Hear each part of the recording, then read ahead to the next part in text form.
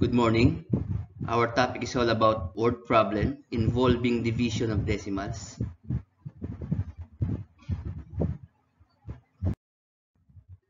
Learning task 1. Round up the items and estimate the quotients.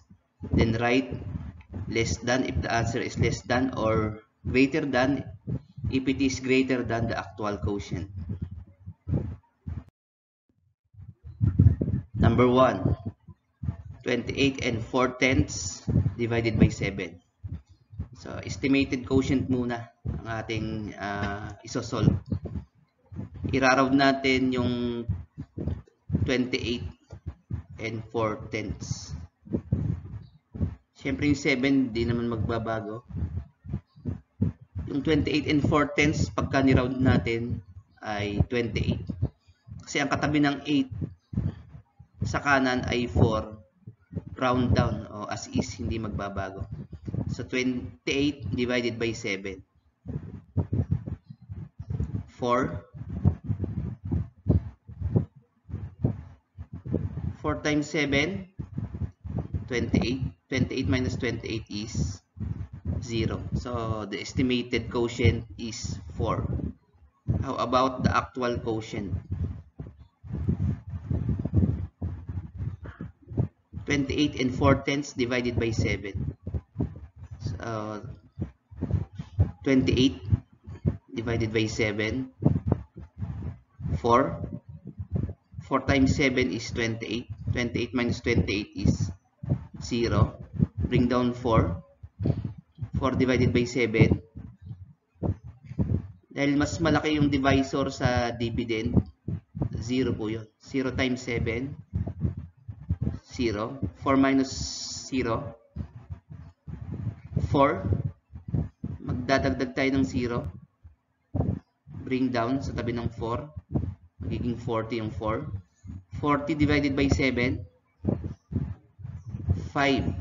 5 times 7, 35. 40 minus 35 is 5.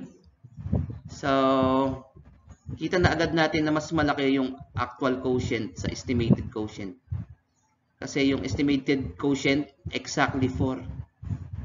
Yung actual quotient, may excess na decimal.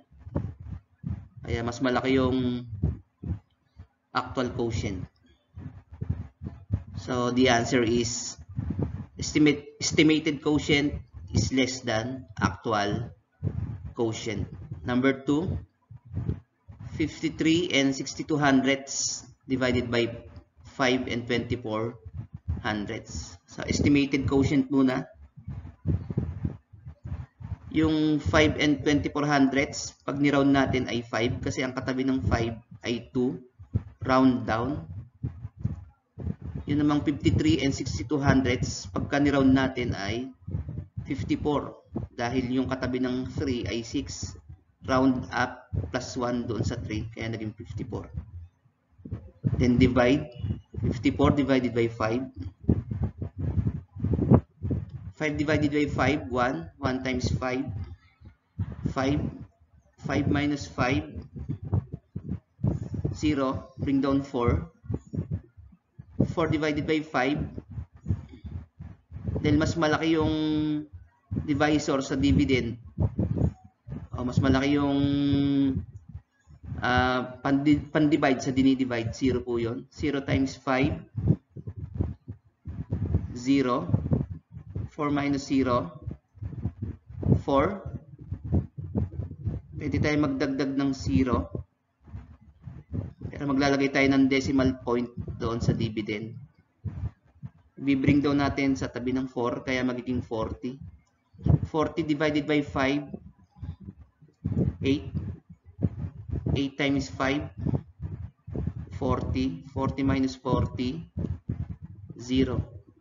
So the estimated quotient is 10 and 8/10. How about the actual quotient?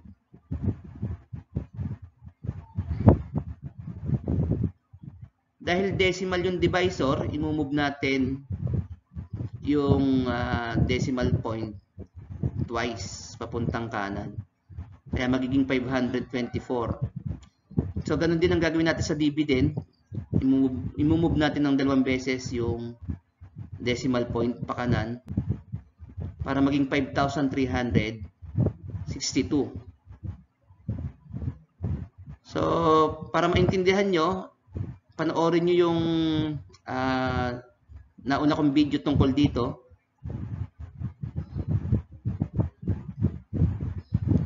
Balikan nyo para maintindihan nyo kung ano yung pagdi-divide ng decimal, kung paano pagdi-divide ng decimal numbers.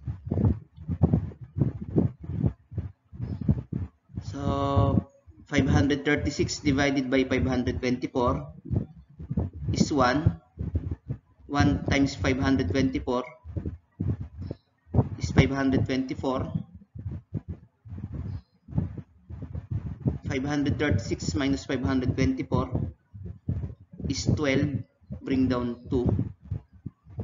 122 divided by 524. Dahil mas malaki yung divisor sa dividend, 0 po yun. 0 times 524 is 0. So, shortcut na po natin. Magbe-bring down na tayo ng 0. Magdadagdag tayo ng 0. Pero maglalagay tayo ng decimal point doon sa dividend. So, i-bring down na natin yung 0. 1,220 divided by 524 is 2. Huwag kalimutang maglagay ng decimal point na naka-align doon sa dividend. 2 times 524 is 1,048. 1,220 minus 1,048.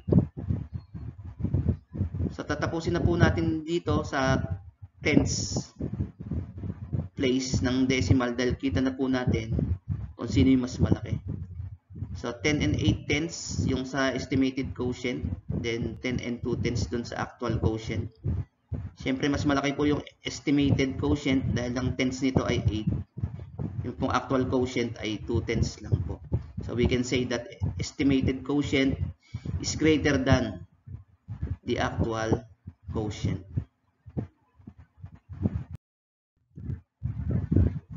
350 divided by 22 and 5 tenths. So, estimated quotient muna tayo.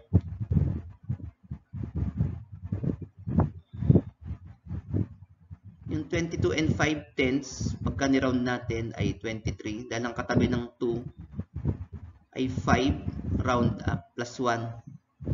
Yan, naging 23. Then, 350 divided by 23. 35 divided by 23.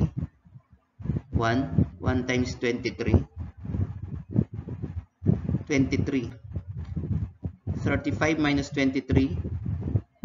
12. Bring down 0. Kaya naging 120 yung 12. 120 divided by 23. 5. 5 times 23 is 115. 120 minus 115. 5. We can add 0. Maglalagay tayo ng 0 sa dividend. Pero huwag kalimutang maglagay ng decimal point. Tapos i-bring down natin sa tabi ng 5. So yung 5 magiging 50. 50 divided by 23 is 2. Huwag kalimutang lagyan ng decimal point. Yung quotient na naka-align doon sa decimal point ng dividend. 2 times 23. 46. 50 minus 46 is 4.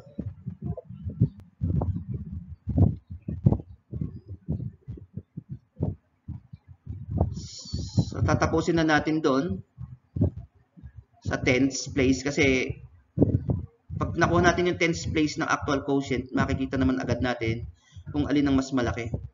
So, doon naman po tayo sa actual quotient. So, yung 22 and 5 tenths na divisor, i-move natin ng isang beses yung decimal point para maging 225. So, yung 350, whole number po yun. Kung nag-move tayo ng isang beses doon sa divisor na mixed decimal, magdadagdag po tayo ng 0 doon sa 350 dahil whole number po siya.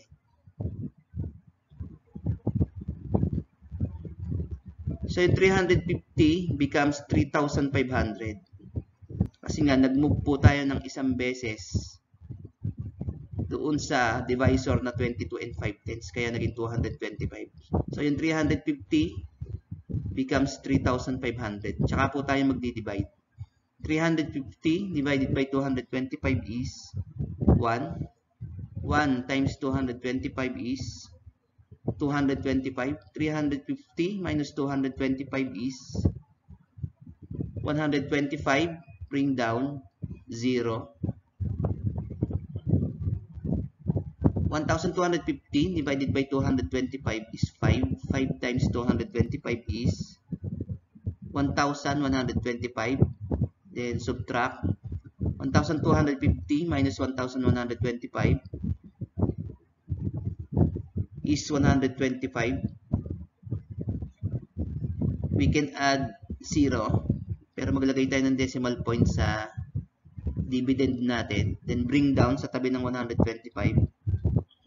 125 becomes 1,250. Divide by 225 is 5. 5 times 225 is 1,125. So doon na natin tatapusin dahil kita na natin kung alin ang mas malaki. So yung actual quotient kasi 15 and 5/10. Yung estimated quotient 15 and 2/10.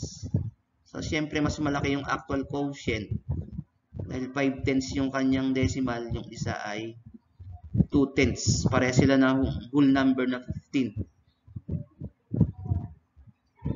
So we can say that estimated quotient is less than the actual quotient. Number 4, 411 and 93/100 divided by 4 and 800. Estimated quotient po muna tayo. So yung 4 and 800 becomes 4 pagka ni-round natin. So kung hindi nyo pa napanood yung previous video ko tungkol sa pagra-round ng decimal, panoorin nyo po. Meron po tayong video. Mga nakaraang video po natin tungkol dito. So yun naman pong 411 and 93/100 ira-round po natin. So magiging 412 po yun. Round up po tayo kasi ang katabi ng 1 ay 9. Round up plus 1. So 412 divided by 4. 4 divided by 4, 1. 1 times 4, 4. 4 minus 4, 0. Bring down 1. 1 divided by 4, 0 dahil mas malaki po yung divisor sa dividend. 0 times 4, 0. 1 minus 0, 1. Bring down 2. 12 divided by 4, 3. 3 times 4, 12. 12 minus 12, 0. So, ang estimated quotient po natin ay 103. Exactly. How about the actual quotient?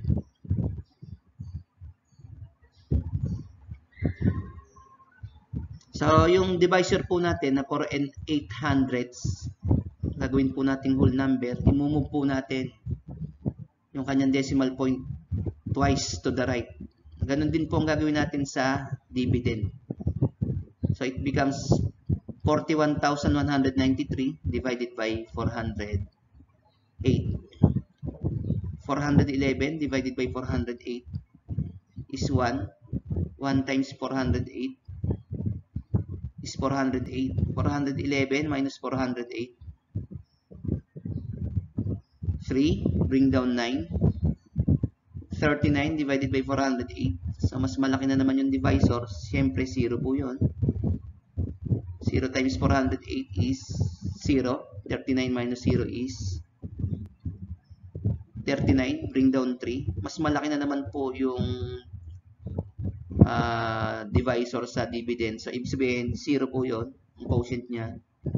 0 times 408 is 0 pa rin. So, tatapusin na po natin doon.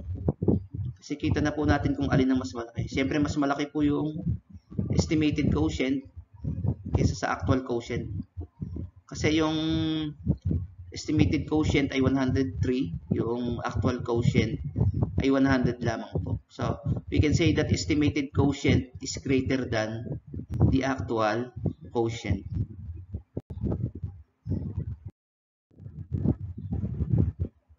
Learning task 2. Solve the given problems.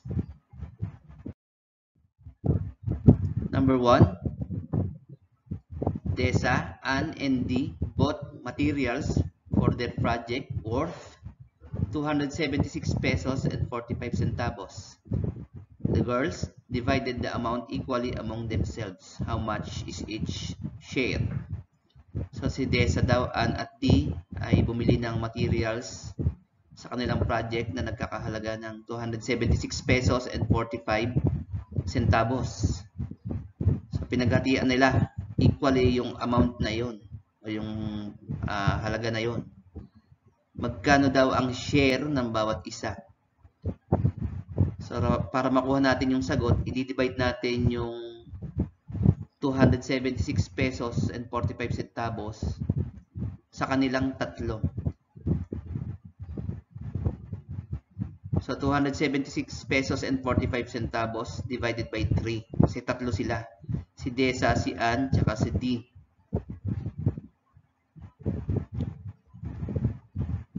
$27 divided by 3 is 9. Tapat natin yung 9 sa 7.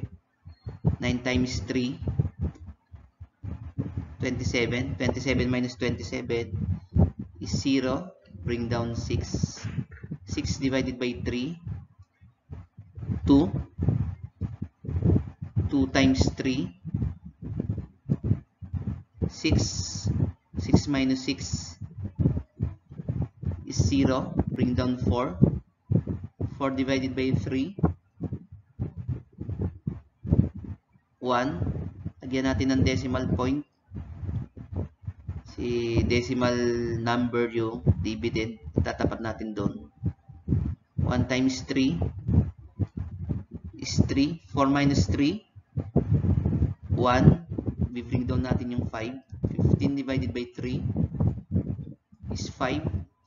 5 times 3, 15. 15 minus 15 is 0. So, ang share ng bawat isa ay 92 pesos and 15 centavos.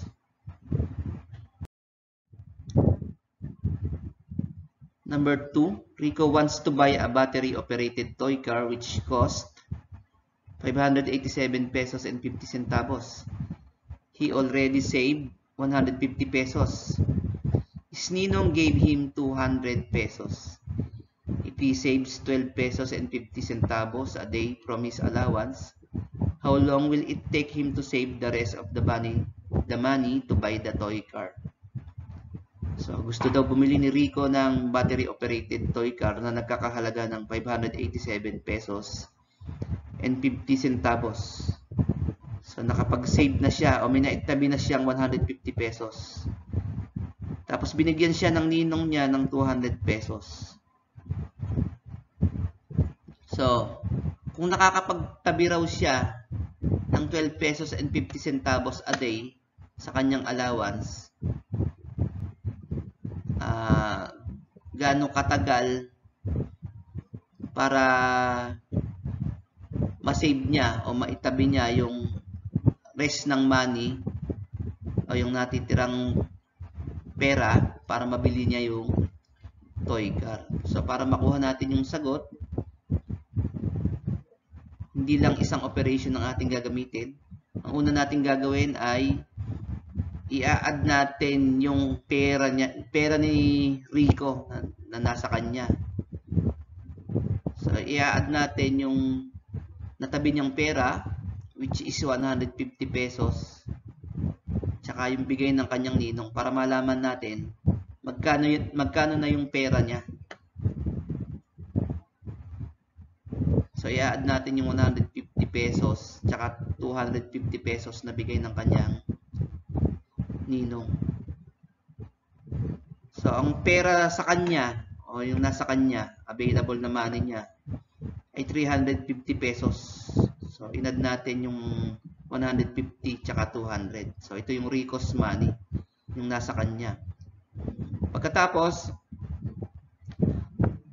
para malaman natin kung magkano pa yung kulang niya, isusubtract natin yun doon sa cost ng toy car na gusto niya, which is 587 pesos and 50 centavos. So, susubtract natin.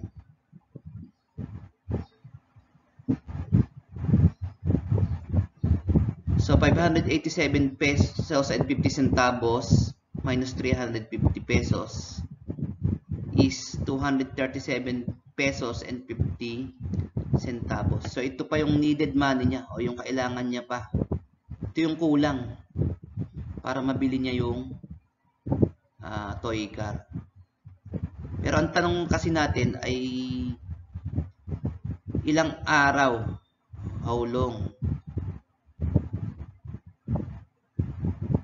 Bago niya maipon yung natitirang pera. So, kung ito yung needed money, kasi nakakapagtabi siya sa isang araw ng 12 pesos and 50 centavos, i-divide natin to in 237 pesos and 50 cents para malaman natin kung ilang araw pa bago niya mabili yung toy car.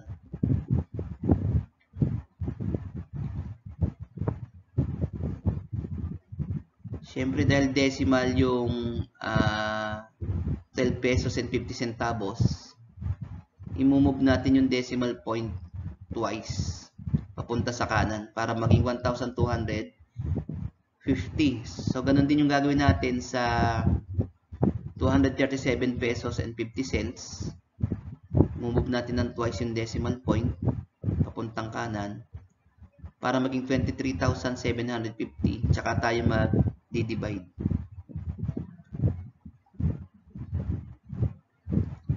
So, 2,375 divided by 1,250 is 1. 1 times 250, 1 times 1,250 is 1,250. Then subtract 2,375 minus 1,250 is 1,125. Bring down 0. 11,250 divided by 1,250 is 9. 9 times 1,250 is 11,250. 11,250 minus 11,250 is 0. So, the answer is 19 days. So, 19 days pa bago niya mabili yung toy car. Learning task 3. Solve the following problems. Mr. Villa bought 91 and 25/100 inches of plastic labeling tape. He will use 1 and 25/100 inches long to label each box. How many labels can he make? So, bumili raw si Mr. Villa ng 91 and 25/100 inches ng plastic labeling tape. So, gagamitin niya yung 1 and 25/100 inches to label each box. So, sa isang box, ang magagamit niya ay 1 and 25/100 inches long para ma-label. So, ang tanong, ilang labels daw ang kanyang magagawa? So, para masagot natin, siyempre, i-divide natin yung 91 and 25/100 sa 1 and 25/100. So, gagawin muna natin whole number para ma-divide natin. So, i-move natin yung decimal point ng 2 beses pa kanan. So, yung 1 and 25/100 magiging 125. Yung 91 and 25/100 magiging 9,125. Saka tayo magdi-divide. So, 912 divided by 125 is 7. Itapat natin yung 7 sa 2 dahil 912 yung dinivide natin. 7 times 125 is 875. 912 minus 875 is 37. Bring down 5, kaya naging 375. 375 divided by 125 is 3. 3 times 125 is 375. 375 minus 375 is 0. So the answer is 73 labels. So ang magagawa niya na labels ay 73. Number 2, Roman's allowance a week is 250 pesos and 75 centavos. If you will save 50 pesos and equally divided the rest into 5, how much will he spend a day? So ang allowance daw ni Roman ay 250 pesos and 75 centavos.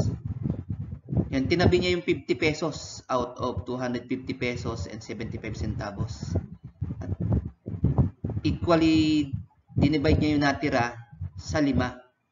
So, magkano daw ang gagastusin niya sa isang araw?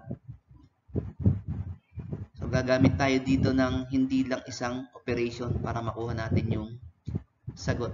So, ang una natin gagawin, isusubtract natin yung 50 pesos sa 250 pesos and 75 centavos. Para malaman natin magkano yung hahatiin sa 5. So 250 pesos and 75 centavos minus 50 pesos is 200 pesos and 75 centavos. So ito yung hahatiin natin sa 5 para malaman natin magkano ang gagastusin niya sa isang araw.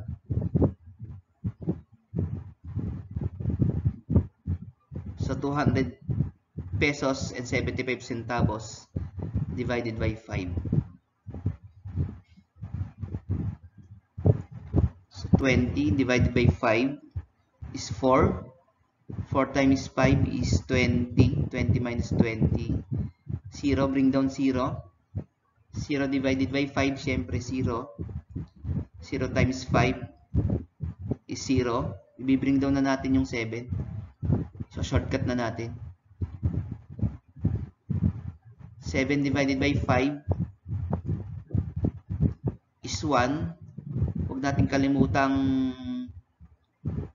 lagyan ng decimal point na nakatapat doon sa decimal point ng dividend. 1 times 5 is 5. 7 minus 5 is 2. Bringing down na natin yung 5. 25 divided by 5 is 5. 5 times 5 is 25. 25 minus 25 is 0. So, ang gagastusin niya each day is 40 pesos and 15 centavos. Learning task 4. Solve the following problems.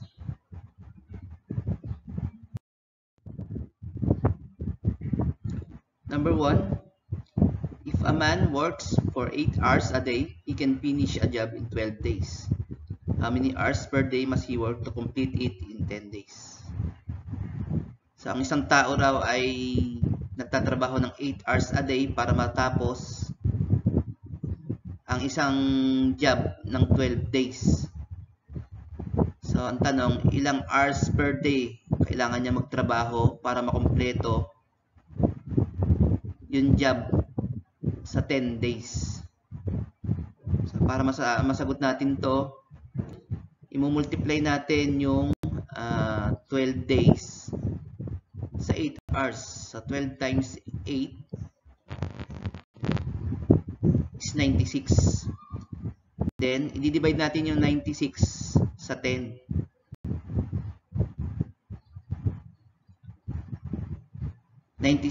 Divided by 10 is 9. 9 times 10 is 90. 96 minus 90 is 6. Pwede tayo magdagdag ng 0, pero maglalagay tayo ng decimal point. Bring down natin yung 0 sa tabi ng 6. So, yung 6 magiging 60. 60 divided by 10. 6. Huwag natin kalimutang maglagay ng decimal point na naka-align doon sa decimal point ng dividend, doon sa quotient. So, 6 times 10, 60. 60 minus 60 is 0. So, the answer is 9 6/10 hours per day. Number 2, Mariela compared 9 different brands of ice cream and found that the average price of the 9 brands is equal to 254 pesos. As she was going to another store, she found 2 other brands that cost 282 pesos and 292 pesos respectively. What will be the resulting average of the 11 brands? So to find the answer, gagamit tayo ng different operations dito. So ang una natin gagawin, aalamin natin kung magkano yung total price ng 9 different brands of ice cream. Kasi yung 254 pesos average na to ng 9 brands. So ibig sabihin, para makuha natin yung total price ng 9 brands ng ice cream, i-multiply natin yung 254 pesos sa 9. So 254 pesos times 9. Kasi 9 brands yung ice cream na yun. So the answer is 2,286 pesos. 4 times 9, 36 carry 3. 5 times 9, 45 plus 3, 48 carry 4. 2 times 9, 18 plus 4, 22. So yung 2,286 pesos, ito yung total price ng 9 different brands of ice cream. Pagkatapos, ito total natin lahat, yung magkano lahat ang price ng 11 brands of ice cream. I-add natin yung 282 pesos and 292 pesos doon sa 2,286 pesos. So i-add natin siya. The answer is 2,860 pesos. So makukuha na natin yung average dahil yung 2,860 pesos. Ito na yung total price ng 11 brands ng ice cream. So para makakuha natin yung average, i-divide natin to sa 11, yung 2,860 pesos.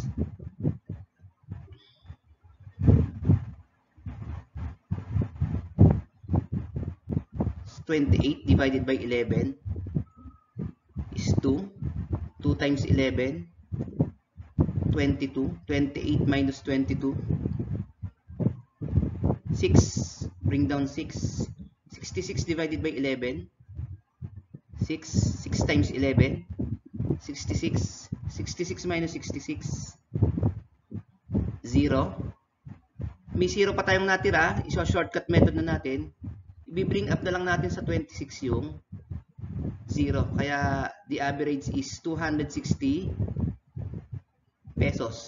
So yung 260 pesos average of the 11 brands.